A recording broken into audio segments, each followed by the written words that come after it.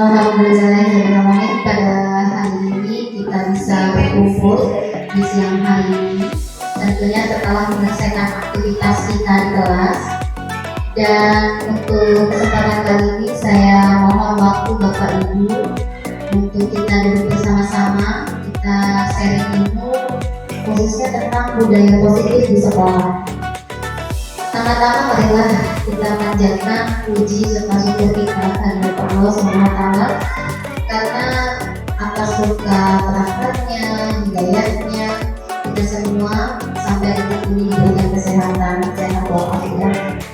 Salawat serta salam senantiasa kita curahkan kepada junjungan Nabi besar kita Nabi Muhammad SAW beserta keluarga, sahabat dan kita yang sama selaku umatnya yang mudah-mudahan akan mendapatkan syafaat beliau di yaumil akhir amin. Nah, pada kesempatan kali ini kita akan berbagi tentang budaya positif sekolah. Nanti kita akan sharing ya. Khususnya ini bukan hanya materi Bapak Ibu, tetapi juga kita akan membicarakan budaya apa yang akan disepakati di sekolah ini. Kita sama-sama nanti menguatkan ke anak-anak, dimulai dari masing-masing individu kita dulu ya sebagai guru. Dan terima kasih banyak kepada Ibu Kepala Sekolah atas dukungannya, kepada Bapak Ibu Guru atas waktu dan dukungannya pada hari ini, dan selalu ketika saya mengerjakan tugas dan tentunya tidak akan berjalan tanpa ada dukungan Bapak Ibu semua. Saya ucapkan terima kasih banyak. Dan pada hari ini yang bersamai saya adalah Bu Iis Ismi Alami, CGP Angkatan 9. Kebetulan tugas kami itu sama, cuma bedanya saya duluan, Bu Iis belakangan. Tapi karena nanti akan sama, jadi biar sekalian aja Bu Iis. Ya, Bu Iis ya. Nah, ini konsep inti budaya positif Bapak ini akan kita bahas ya, yaitu tentang perubahan paradigma belajar. Kemudian ada disiplin positif, ada nilai-nilai kebajikan, kebutuhan dasar manusia, motivasi perilaku manusia, teori kontrol, segitiga restitusi dan keyakinan kelas. Semua rangkaian ini adalah dalam upaya membangun budaya positif.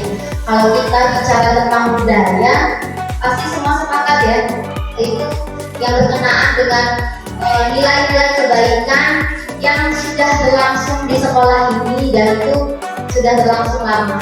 Budaya positif ya, tadi nilai-nilai kebaikan yang memang kita pelihara dan kita yakini bersama untuk menjadi kebiasaan di sekolah ini. Nah, kemudian yang kedua, perubahan paradigma belajar. Kita mulai ketika kita mau membuat sebuah budaya sekolah yang disepakati, sama seperti tata tertib aturan kelas, pasti kita mulai dari kesepakatan budaya. Seperti apa sih yang mau jadi identifikasi dari sekolah ini, ciri khas dari sekolah ini. Nah, kita mulai dari perubahan paradigma belajar, pendidikan dari Ki Hajar Dewantara. Ada yang mau bantuin nggak Pak? Ibu tahu nggak? Udah belajar ya PMM-nya ya? Udah kayaknya, coba lah. Pendidikan adalah usaha sadar dari setiap kelompok atau seorang guru dalam menyiapkan peserta didiknya melalui pengajaran, bimbingan, dan latihan untuk masa yang akan datang. Tepuk tangan dulu dong. Kalian juga.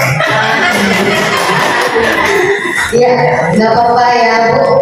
Itu adalah definisi pendidikan. Mungkin dari perspektif kita punya banyak sekali ya.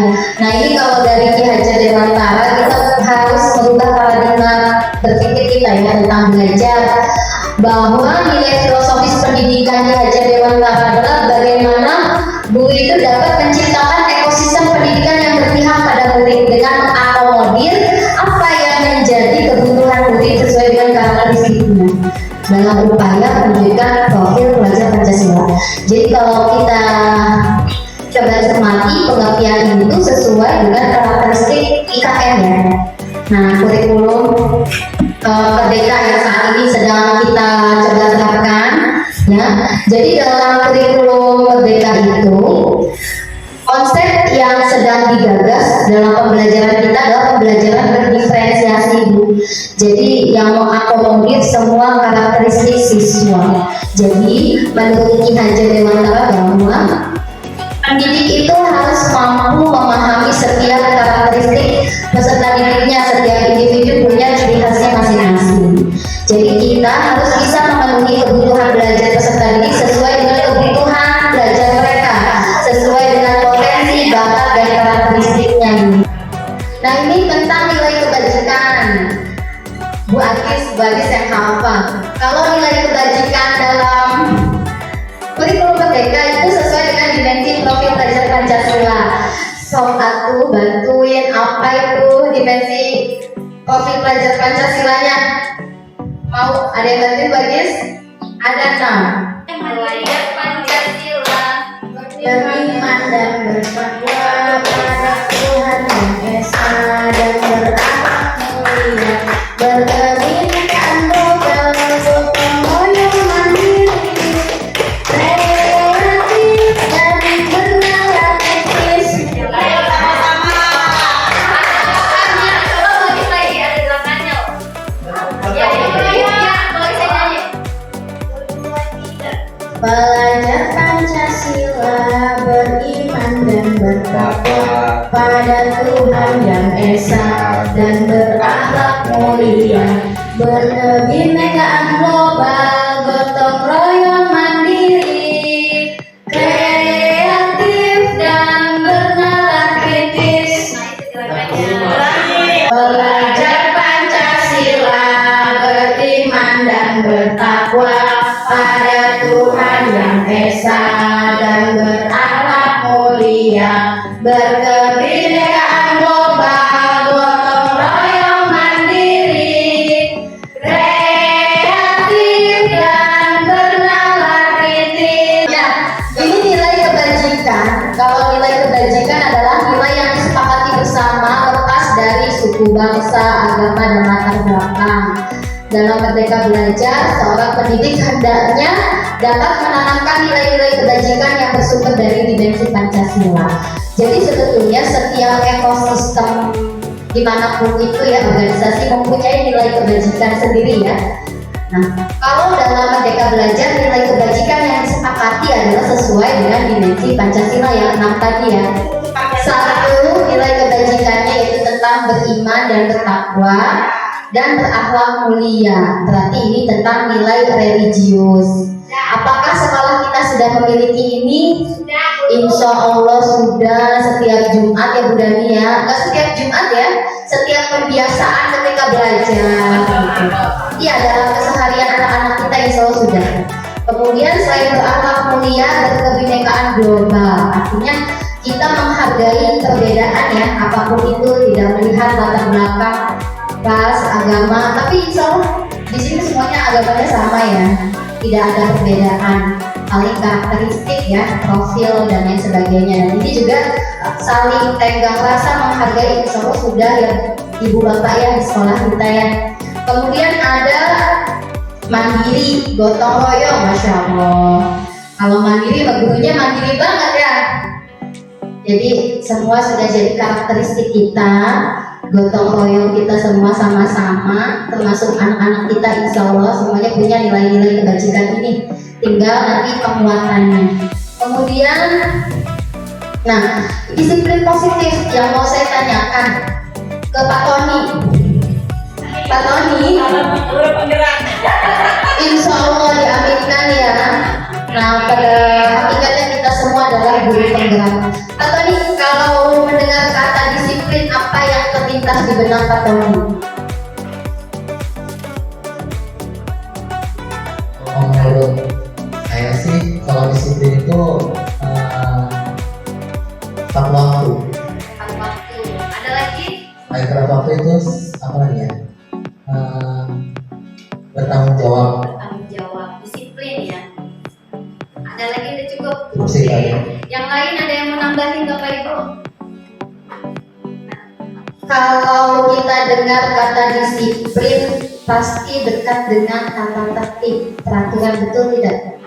Betul ya.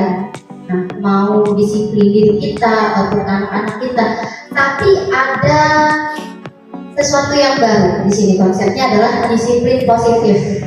Ya, ketika seorang guru ingin mendisiplinkan anak, pasti acuannya tata tertib ya. Kalau ada tata tertib, ada ketika ada pelanggaran ada hukuman, betul, ada sanksi, ibu, betul. Nah, tapi di dalam disiplin positif sebisa mungkin hukuman atau sanksi itu dihindarkan. Ini jadi tantangan kita semua. Ya. Dalam Merdeka Belajar tidak ada kata disiplin, yang ada adalah disiplin positif. Nah, di sini disiplin positif itu, ya, ketika kita mendengar kata disiplin pasti dekat dengan tata tertib, teratur, kepatuhan pada peraturan, dihubungkan dengan hukuman tadi, betul. Kemudian artinya sebetulnya berbeda. Disiplin positif itu tidak harus memberi hukuman. Justru salah satu alternatifnya adalah kalau perlu tidak digunakan sama sekali. Bisa tidak Bapak-Ibu? Kita tidak menggunakan hukuman dalam mendisiplinkan anak. Bisa tidak? Kalau masih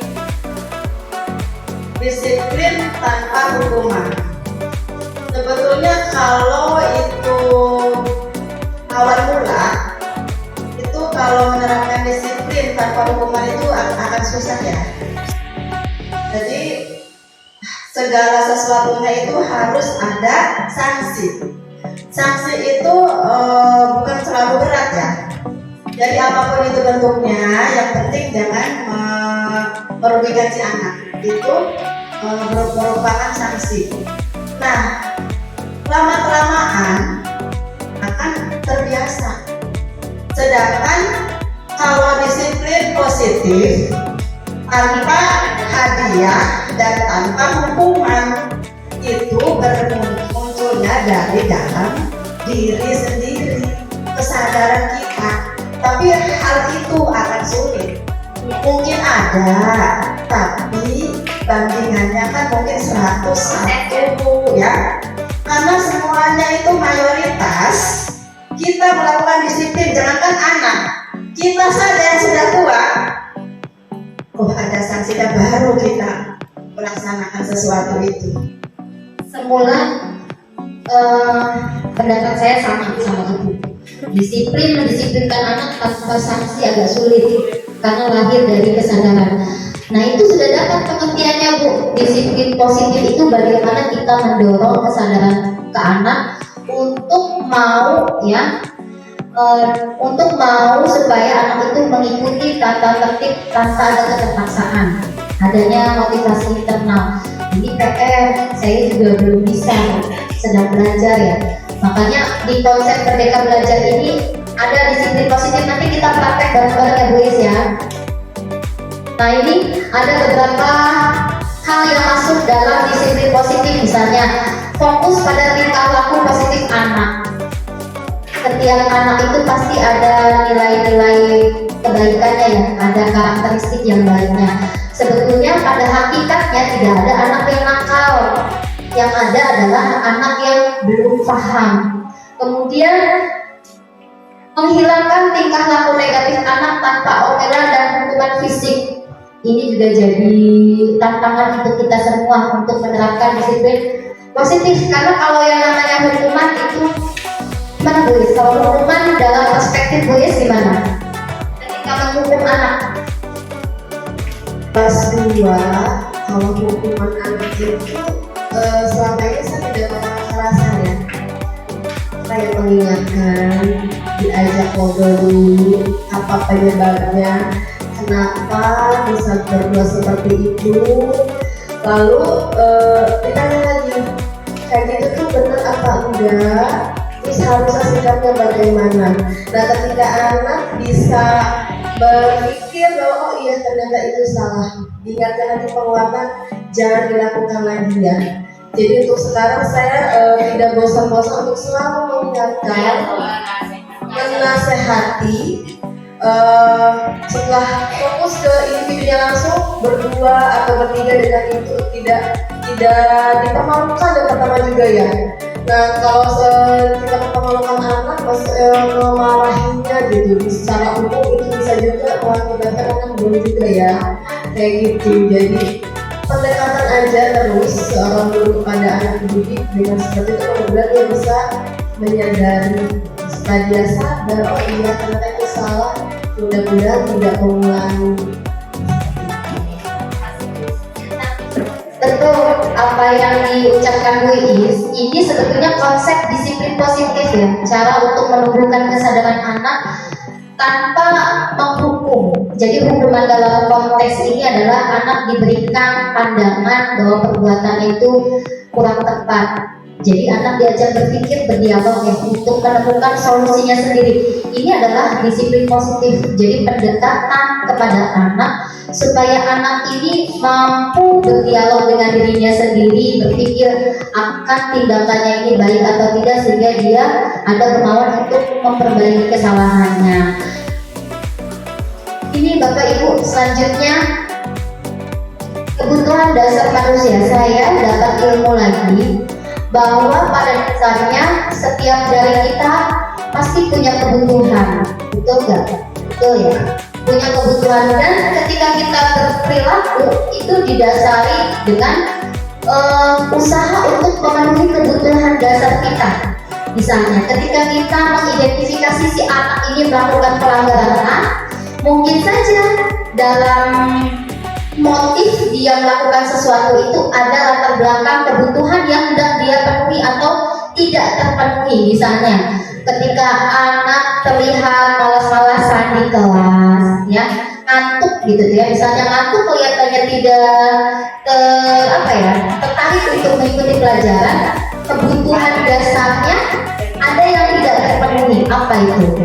Kalau di sini ada 5 kebutuhan dasar menurut teori Maslow. Itu yang pertama ada bertahan hidup, seperti makan, ya, minum, tempat istirahat, kesehatan, ya.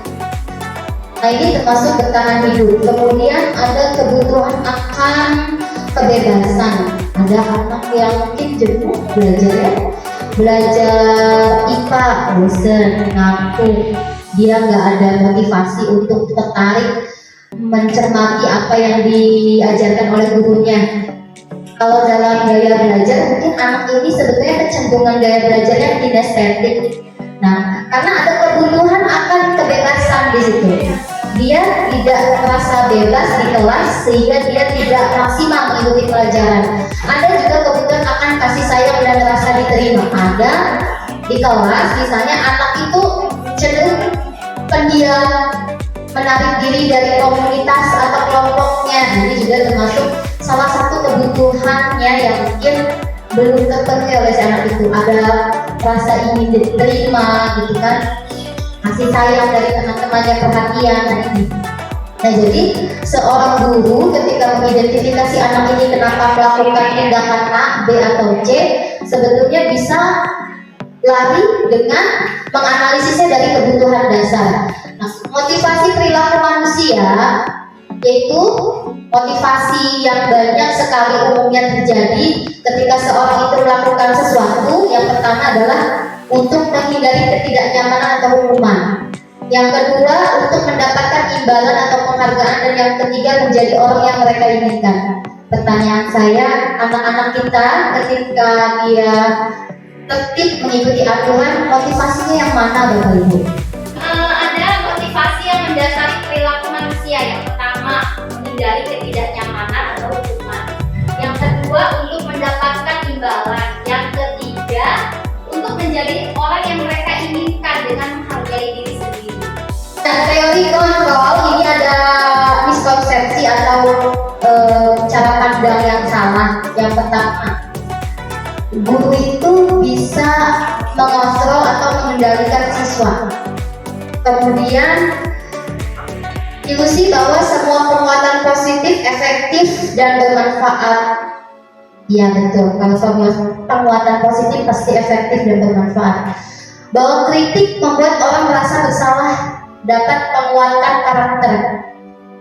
Dengan kita mengkritik orang itu ketika merasa bersalah, apakah kemudian itu bisa membangun karakter baik di dalam dirinya?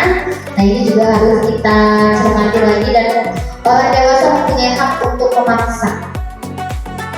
Sebetulnya ini untuk refleksi saya pribadi ketika menangani siswa yang mungkin berperilaku tidak sesuai dengan harapan, apakah kita bisa mengendalikan diri kita untuk tidak menyematkan bahwa anak ini anak nakal, anak ini susah diatur. Ini juga jadi tantangan untuk saya pribadi dan kita semua, bahwa sebetulnya kita sebagai orang dewasa tidak punya hak untuk mengendalikan mereka, gitu kan. Kita juga tidak bisa meminta mereka untuk taat dengan mengkritik mereka, gitu. Nah, ini langsung aja Bu Is. Ini ada 5 posisi kontrol guru. Yang pertama adalah sebagai penghukum. Yang pertama sebagai penghukum, yang kedua pembuat rasa bersalah, yang ketiga teman, yang keempat pemantau, dan yang kelima manajer. Nah, posisi ini dari grafik, posisi ini garis, posisi misalnya yang pertama adalah penghukum sampai yang paling tertinggi itu sebagai manajer, kita yang mana? Misalnya gini, ini adalah berkaitan dengan ketika kita menyikapi anak yang berbuat salah. Apakah kita akan menjadi seorang penghukum dengan misalnya ketika anak terlambat, bagaimana reaksi kita? Menegur, ya kan, memberikan hukuman dengan kata-kata, gimana sih kamu ini sudah berapa kali terlambat? Ibu sudah bosan mengingatkan kamu. Ayo cepat keliling lapangan. Nah, itu kalimat penghukum. Kemudian pembuat rasa bersalah misalnya. Ya enggak, sering kan ya, kalau saya mengakui pernah begitu. Makanya kan ini juga momentum saya untuk belajar mengubah paradigma saya, juga mudah-mudahan Bapak Ibu kita semua lah, pembuat rasa bersalah misalnya ketika sudah merasa si anak ini banyak sekali melakukan pelanggaran dan kita merasa kecewa, misalnya Ibu Anis ya, kan Bu Anis deket nih sama anak-anak nih misalnya, Fala misalnya, Fala gimana sih Kona, telat lagi ya, Ibu kecewa sama Fala. Seharusnya Fala bisa Ibu percaya untuk jadi anak yang lebih disiplin. Dengan kalimat itu anak akan merasa salah karena kita sudah percaya dengan anak ini, gitu. Kemudian sebagai teman, gimana bagi kalau sebagai teman menegur anak sebagai teman? Kalau ada anak yang berbuat salah, ini dulu sih diomong baik-baik dulu Bu Ai. Ya. Diomongin baik-baik dulu, gak langsung marah-marah gitu, enggak. Diomongin baik-baik dulu, dinasehatin. Apa yang kayak dinasehat, bahasa mereka gitu, enggak memposisikan saya sebagai guru gitu. Jadi pakai bahasanya anak, pendekatan gitu. Nah, kalau teman tuh begini, misalnya sambil tepuk ya, gimana sih Fala, telat lagi kamu ini ya, besok jangan lagi ya, ya sudah. Jadi gak panjang-panjang ya sudah. Gitu. Jadi kalau yang merasa bersalah kan dia mengutarakan kekecewaannya. Kalau teman dia hanya, nah pasti kamu gitu. Iya. Nah, dia jaga sama teman kamu, udah. Nah iya, jadi begitu, tidak panjang-panjang pembahasannya, jadi anak gak merasa gak nyaman gitu. Kemudian pemantau, dia tahu nih anak ini misalnya sudah telat berapa kali, berapa menit, di hari apa saja, tanggal berapa saja, jadi punya catatan detail tentang tindakan atau perilaku pelanggaran anak. Ya jadi tindakannya itu terukur Bu. Kan sekolah itu punya tata tertib ya. Kalau pelanggaran A, sanksinya A. Kalau pelanggaran B, sanksinya B. Jadi pemantau itu dia sudah terukur sesuai dengan tata tertib dan sanksi yang ditetapkan oleh sekolah. Jadi ada kesepakatan ya di awal antara siswa dengan sekolah. Kemudian kalau manajer ini posisi paling tinggi. Kayaknya emang agak susah kalau manajer. Kalau manajer, dia mengajak seperti Bu Isanti mempraktekkan, mengajak anak berdialog supaya dia menyadari kesalahannya. Jadi tidak menjudge bahwa si anak ini nakal, tetapi berdialog, sadar tidak sih nak yang kamu lakukan itu seperti apa, ya, dan seharusnya seperti apa. Kemudian kalau kamu menyadarinya, apa solusi atas tindakan kamu? Nah ini manajer. Begini misalnya, ada anak yang terlambat kita panggil anaknya, kita ajak. Jadi nanti ada kaitannya dengan keyakinan kelas, kesepakatan kelas dan keyakinan kelas. Jadi anak itu sudah punya catatan tentang nilai-nilai yang akan mereka laksanakan di kelas itu. Kesepakatannya apa? Ketika mereka melanggar, kita tidak ingatkan lagi dengan nilai-nilainya, bisa gini. Nah, kemarin ketika pelajaran Budani tidak mengumpulkan tugas, kenapa? Misalnya jawabannya si anak, iya Bu, soalnya susah, karena susah maka saya nggak ngerjain, misalnya gitu ya.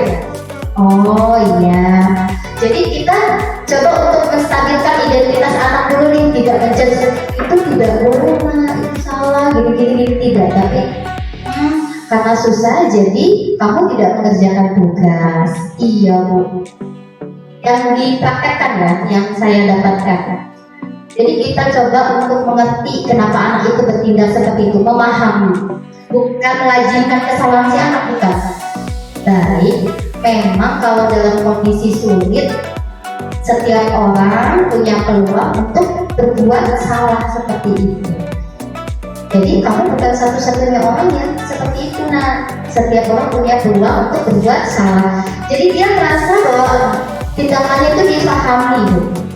Nah, ketika menstabilkan identitas, barulah kita memvalidasi kesalahannya itu, memvalidasi tindakan maksudnya.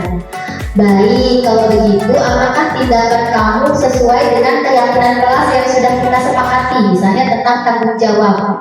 Pasti anak jawab tidak, Bu. Maka kita coba untuk anak berdialog dengan anak seharusnya seperti apa, tanggung jawab itu seperti apa. Nah, jadi manajer itu mengajak anak berdialog, Bu. Nah ini, ya, mudah-mudahan kita minimal bisa sampai ke posisi bukan sebagai manajer pun kita belajar untuk jadi teman ke arah manajer. Jadi setiap guru itu punya treatment masing-masing. Yang baik adalah misalnya dengan memberi teladan dulu, atau kata Bu Agis dengan extreme. Ya memang kalau menggedor-gedor gitu ya, saya juga pernah. Memang itu reaksi spontan Bu ya. Makanya ketika saya belajar teori ini, ada di saya. Oh yang ini ada di saya. Makanya bagaimana caranya untuk sedikit demi sedikit mengikis tubuh. Ini ada metodenya yang disebut dengan segitiga restitusi. Yang pertama, menstabilkan identitas ketika anak salah. Tidak kamu salah karena A, B, atau C, tetapi ibu paham kenapa kamu melakukan itu. Jadi menstabilkan keadaan emosinya dulu supaya dia merasa nyaman, tenang, sehingga dia terbuka kepada gurunya gitu. Kemudian baru menanyakan validasi tindakan yang salah, latar belakang dari tindakannya. Ya, memangnya apa alasan kamu melakukan hal ini misalnya. Kemudian menanyakan keyakinan, makanya di Umar itu sebetulnya di awal pembelajaran itu sebaiknya buat keyakinan dan kesepakatan kelas. Ya, kalau kesepakatan kelas itu sama dengan tata tertib, Bu. Tapi namanya sekarang kesepakatan kelas di Umar itu ya. Kalau keyakinan kelas, dari kesepakatan itu kita ubah jadi nilai-nilai yang kita yakini. Misalnya kalau kesepakatannya tentang menjaga kebersihan lingkungan kelas, maka keyakinannya adalah misalnya kalimatnya, aku yakin dengan menjaga kebersihan maka akan dapat belajar dengan nyaman. Jadi kalimatnya itu ada penguatan ke anak untuk meyakini tata tertib yang sudah dibuat gitu. Nah, jadi ketika sudah menstabilkan identitas, validasi tindakan yang salah, yang terakhir adalah menanyakan keyakinan. Nah, ini terakhir Bu, keyakinan kelas. Nah, Bapak Ibu di kelas sebelum awal pembelajaran itu membuat tata tertib pasti ya Bu ya, Pak ya. Bisa dilihat ya. Nah, ini kesepakatan kelas 6. Ini saya dapat, ini real ya kan anak ya udah. Terus yang selanjutnya dari kesepakatan ada keyakinan kelas. Nah itu, saya ambil dari dimensi Pancasila tuh, profil pelajar Pancasila ada 6. Ya, terima kasih Bapak Ibu untuk waktunya hari ini. Mudah-mudahan dengan sesi-sesi kita kali ini membawa manfaat untuk kita semua. Saya akhiri ya. Bila taufiq wal hidayah, saya mohon maaf kalau ada kesalahan ya. Assalamualaikum warahmatullahi wabarakatuh. Kalimatnya mirip dengan peraturan kelas. Misalnya tadi tidak boleh datang terlambat. Setiap orang tuliskan 2 aturan di dalam post-it itu nanti baik-baik. Ya, setiap kalian menuliskan 2 aturan apa sih yang pengen ada di kelas.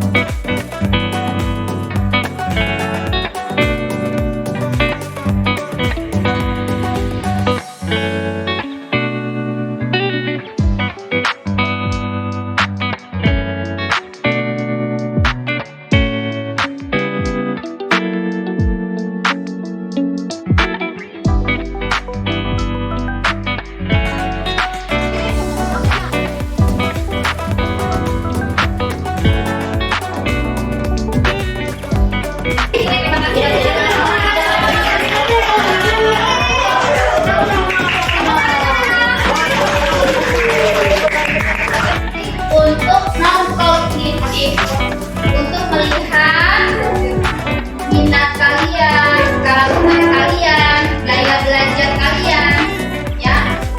Jadi penilaian ini penting untuk kalian isi supaya ibu tahu nih, pasti setiap individu akan memiliki gaya belajar yang berbeda. Mungkin ada yang senang hanya cukup metode ceramah mendengarkan. Tapi kalau orang lain ada juga, ya, satu senang dengan metode ceramah belajarnya, yang lain tidak cukup mendengar, kalau mendengar ngantuk, ya ada. Tapi inginnya dengan melihat, berarti gaya belajarnya visual. Yang laki-laki mungkin tidak cukup dengan audio visual, tetapi dengan apa? Praktek. Ya berarti kinestetik. Jadi itu gaya belajar. Setiap orang memiliki gaya belajar yang berbeda. Makanya Bu Ayu mau tahu nih, ya dari kalian itu punya gaya belajar seperti apa, kemudian profil kalian seperti apa, supaya Bu Ayu bisa menyesuaikan. Ya, materi ajar, ya. Masing-masing orang akan nanti berbeda.